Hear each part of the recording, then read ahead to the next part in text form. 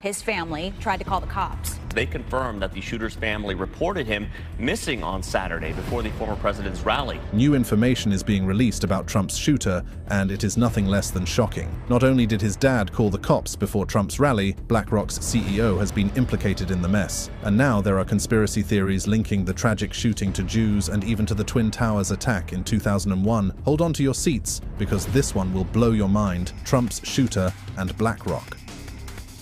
The details surrounding Trump's shooting are getting crazier by the day. Some say that there was more than one shooter. Let me tell you why there has been talk about a second shooter. Another report shows that cops confronted the shooter just seconds before firing at Donald Trump. The officer grabbed hold of the edge of the building, pulled himself up to be able to look, and according to what he's told me, shooter turned, rifle was pointed at the officer. The officer, defensive move, kind of ducked, fell, lost his grip on the building. But now, something even more sinister is making its rounds on the internet. It turns out the shooter's parents called law enforcement, worried about their son, moments before the shooting. Now, to understand why this is significant, it's important to remember that what was making the rounds on mainstream media was that the shooter's dad had called the cops after the attack took place. But soon, the tune of the mainstream media changed, and they reported that the shooter's dad called the cops hours before the shooting took place. But all this crazy information hasn't raised as much controversy as the fact that the shooter was somehow connected to BlackRock. So, how exactly is the shooter, Thomas Matthew Crooks, connected to one of the most powerful companies in the world? The story begins in 2022, a seemingly ordinary year for Bethel Park High School in Pennsylvania. BlackRock, the world's largest money manager, decided to run an ad campaign featuring a local teacher and his students. The ad aimed to highlight the importance of financial literacy and education, showcasing real-life classroom interactions. Among the students featured in the background was a young man named Thomas Matthew Crooks. Thomas Matthew Crooks was a student at Bethel Park High School, known for his academic achievements. He was part of an AP and Honors Economics class, a setting that BlackRock found perfect for their 30-second TV ad. The ad featured the teacher discussing economic principles with his students, with Crooks and his classmates appearing briefly in the background. The ad, which aired in 2022, was designed to be a feel-good piece, emphasizing the role of education in shaping future leaders. BlackRock's intention was to promote their commitment to financial literacy and community involvement. Little did they know that one of the students in the ad would later be involved in one of the most shocking events in recent political history. Thomas Matthew Crooks was not just any student. He was one of a dozen students who received National Math and Science Initiative Star Awards, a prestigious recognition for academic excellence. According to the Pittsburgh Tribune Review, Crooks graduated the same year the commercial aired, leaving behind a legacy of academic success. At the time,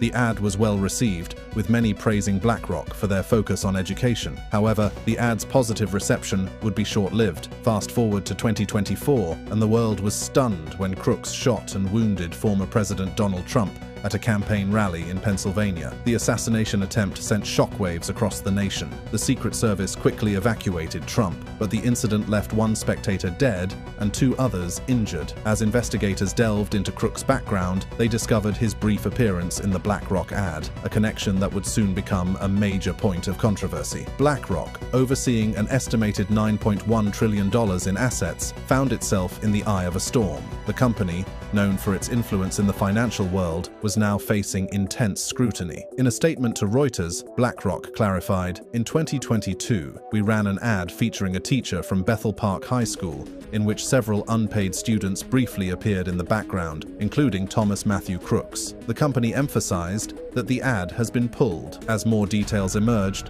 the story took an even darker turn. Investigators found chilling online posts by Crooks, foreshadowing the rally shooting. Contrary to previous reports, the school claimed Crooks was not a member of the rifle team and wasn't bullied, raising questions about his pathway to violence. The revelation of Crooks' involvement in the BlackRock ad sparked outrage on social media. BlackRock condemned the shooting, calling it abhorrent. They expressed relief that Trump wasn't seriously injured and extended their thoughts to the victims, especially the person who was killed. The company reiterated that the ad had been removed from circulation but remained available for investigators. The assassination attempt on former President Trump is abhorrent, the company said. "We're thankful former President Trump wasn't seriously injured and thinking about all the innocent bystanders and victims of this awful act, especially the person who was killed." As the controversy grew, BlackRock faced backlash not just for the ad, but also for their investments. Some of their index funds own shares in gun manufacturers, adding fuel to the fire. But the BlackRock controversy isn't the only thing that has caused a stir. The fact that Crooks' parents called law enforcement hours before the shooting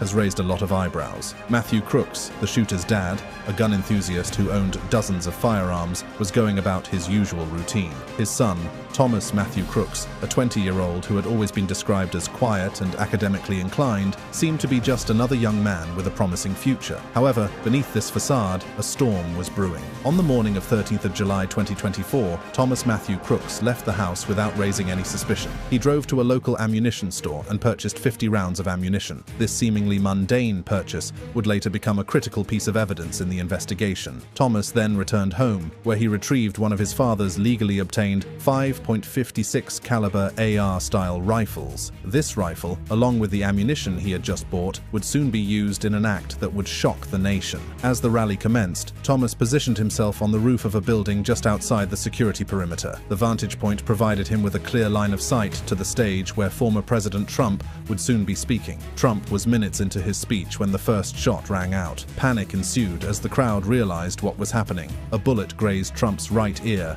narrowly missing a fatal injury. Secret Service agents acted swiftly, rushing him off the stage and to a local hospital for treatment. The crowd scattered in fear, unsure of where the shots were coming from. Meanwhile, back in Bethel Park, Pennsylvania, Thomas's father, Matthew Crooks, was growing increasingly concerned. He had noticed that his son and an AR-style rifle were missing. The timing of their disappearance, coinciding with the news of the shooting, sent chills down his spine. Matthew Crooks made a desperate call to the police, reporting his son and the firearm missing. This call added a crucial piece to the puzzle for law enforcement officials who were already scrambling to identify the shooter. Without any form of identification on Crooks, the feds were forced to rely on DNA analysis to identify him. But the BBC later reported that this wasn't the case. Turns out that Crooks' dad had made the call hours before the shooting. After the BBC broke the news, it was picked up by other news organizations, making the whole story raise more questions than answers. And the strangest part about the whole ordeal was the fact that Crooks' dad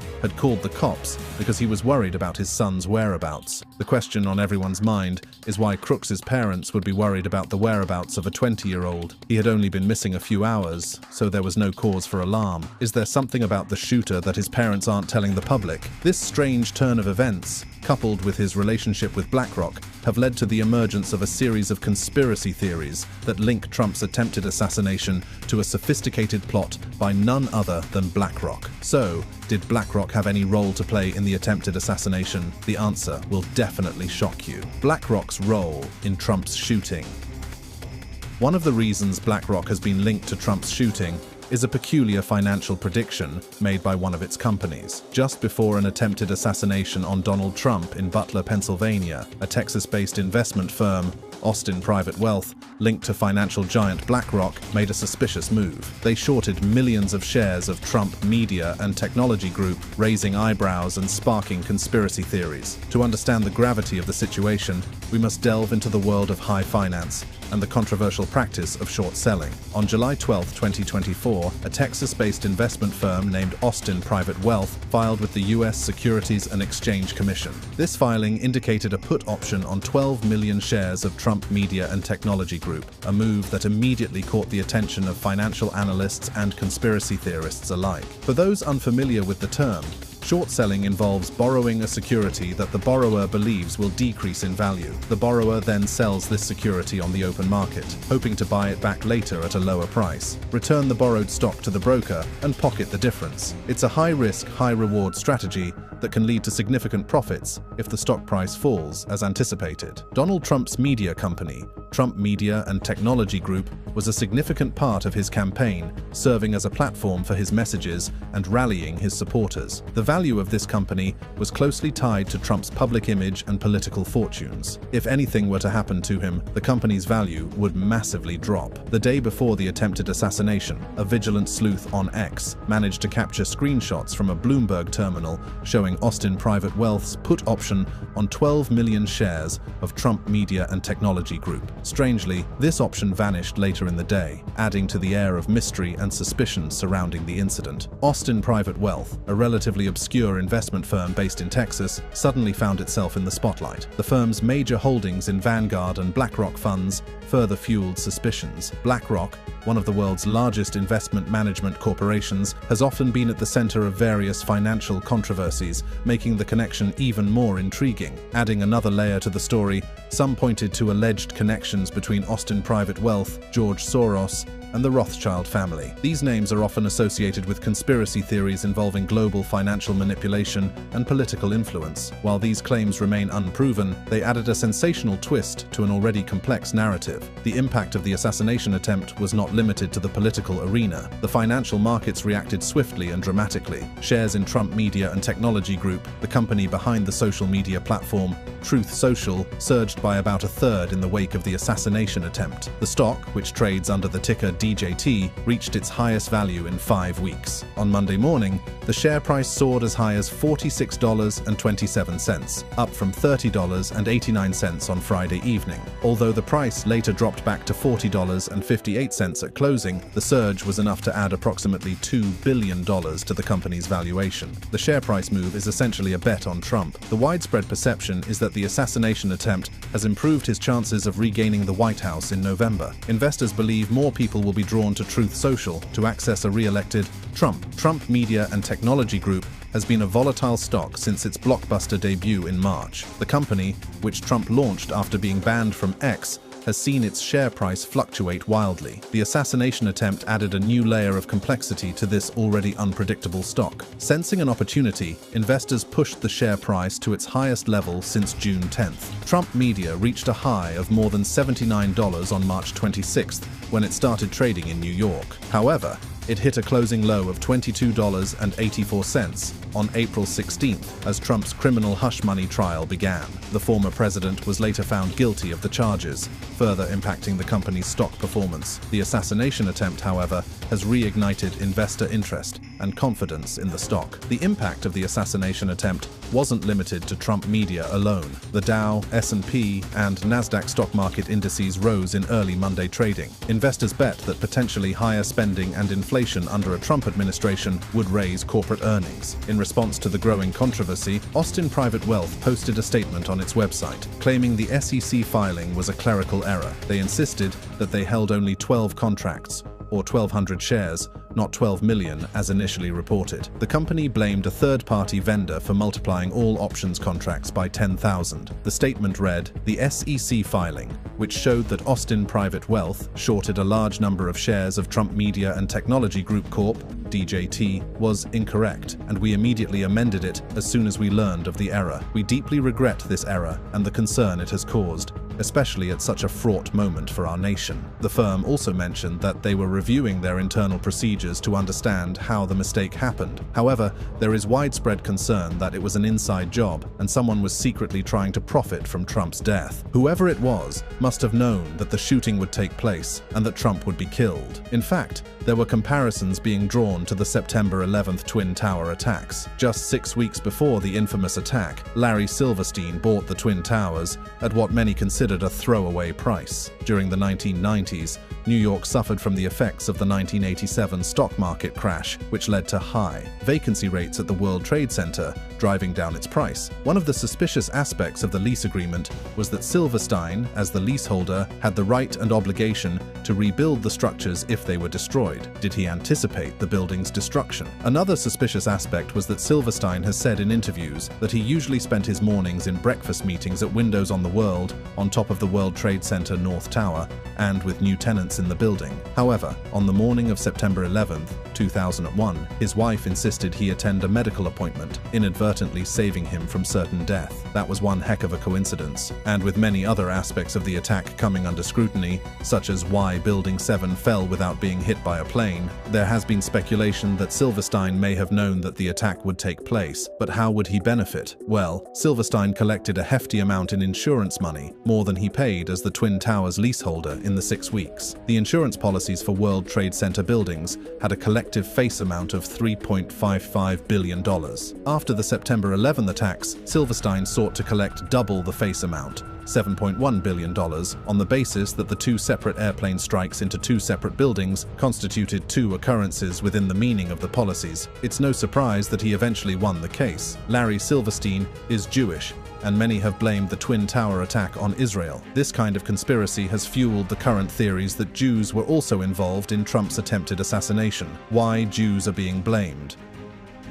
With BlackRock's CEO, Larry Fink, being a Jew, there have been theories that Jews were behind Trump's shooting. This conspiracy theory has taken root after an increase in anti-Semitism following Israel's war on Hamas. According to some far-right influencers, Jews have been involved in some of the major tragic events in US history, such as the assassination of JFK. It is believed that JFK was furious with Israel after learning that they had gone behind his back and were setting up a nuclear program. Declassified documents show President John Kennedy warned Israeli Prime Minister Levi Eshkol in 1963 that US support for the young country would be seriously jeopardized if Israel did not allow the United States periodic inspections of Israel's nuclear reactor. Many theorize that this was unacceptable, and Israel decided to take out Kennedy. However, this isn't the only time that Israel has been accused of something so heinous. They were also blamed for the Twin Tower attack in a conspiracy that has been dubbed Dancing Israelis. The morning of September 11, 2001 began like any other in New York City,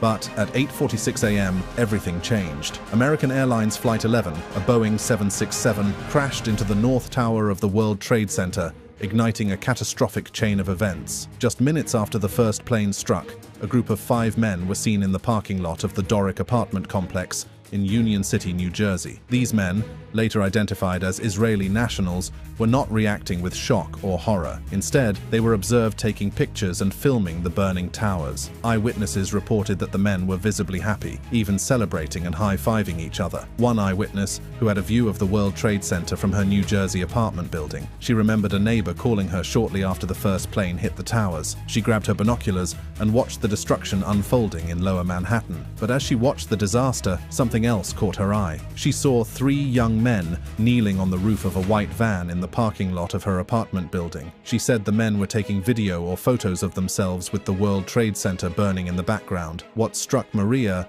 were the expressions on the men's faces. I grabbed my binoculars and I could see the towers from my window. And this is where I'm looking.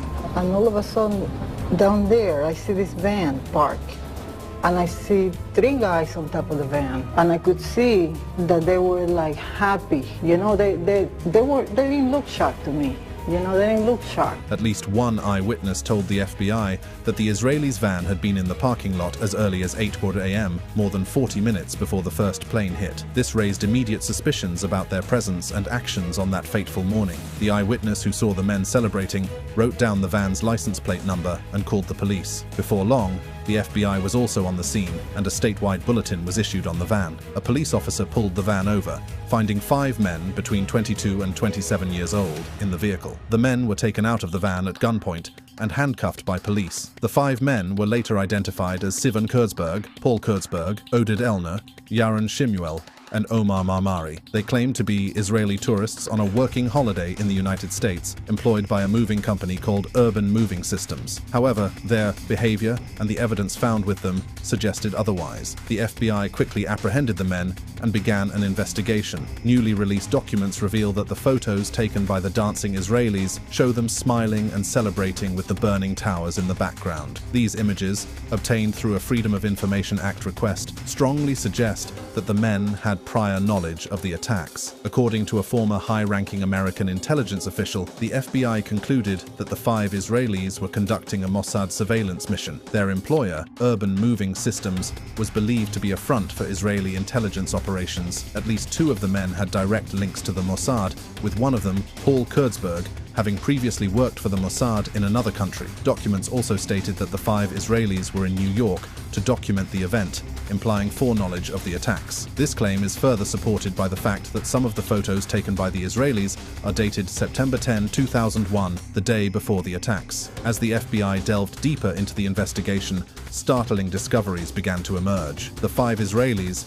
initially claiming to be mere tourists, were found to be in possession of suspicious items and evidence that pointed to a more sinister purpose. Upon searching the van in which the Israelis were arrested, the FBI found a white sock-like sack filled with $4,700 in cash, maps of the city, with certain places highlighted, and box cutters. Even more alarming was the presence of explosive residue detected by a bomb-sniffing dog. The investigation also led the FBI to Urban Moving Systems, the company that employed the 5 Israelis. The FBI concluded that the company was likely a fraudulent operation. A search of the premises revealed little evidence of a legitimate business operation, with an unusually large number of computers relative to the number of employees. The owner of Urban Moving Systems, Dominic Otto Suter, fled to Israel on September 14, 2001, just 2 days after being questioned by the FBI. The FBI suspected that Urban Moving Systems was providing cover for an Israeli intelligence operation. Despite all this evidence pointing the Twin Tower attack to Israel, Al-Qaeda was ultimately blamed. Far-right influencers have never let go of this,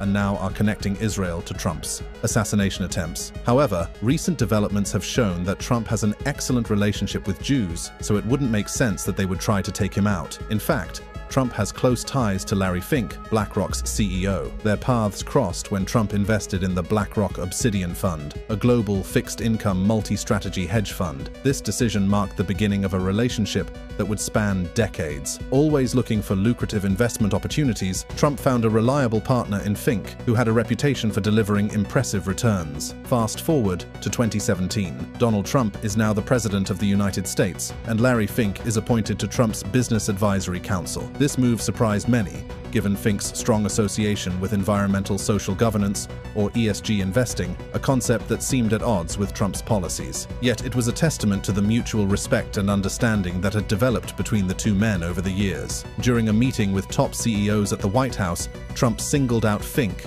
praising him for his financial acumen. "Larry did a great job for me. He managed a lot of my money. I have to tell you, he got me great returns," Trump remarked. This public acknowledgement highlighted Trump's trust and confidence in Fink's abilities. Despite this, many on the far right are still skeptical of Jews and their role in Trump's shooting, especially because of the link between the shooter and BlackRock. As more information comes out, it will be interesting to see whether any evidence will point to Jews. If you enjoyed watching this video, click on one of the boxes playing on your screen to watch more similar content.